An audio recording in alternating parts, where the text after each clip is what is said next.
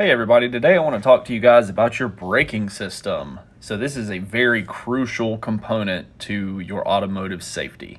The main factor behind your ability to stop is these three components right here. So here you see the rotor. Right here, what you'll see is the caliper, and underneath the caliper arms is going to be your brake pads. Here's a better version of the brake pads and what fresh rotors look like. If your brakes are going bad, is these right here, your brake pads, will actually start to wear down quite a bit.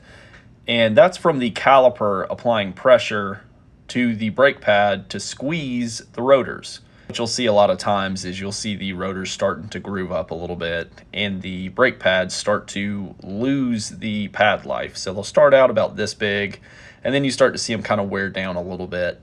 A lot of times what you'll hear to notice that your brake pads are actually going down is a really loud squeal. And that's due to an item called the squealer pin that's attached to the top of the brake pads.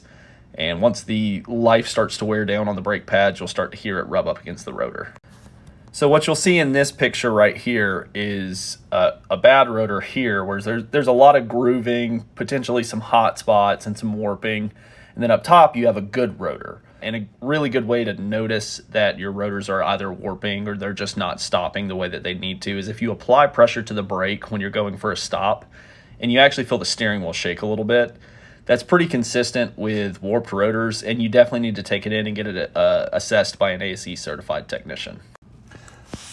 So if you want your brakes to look like this and not like that, every time you get a rotation on your vehicle, get your brakes checked.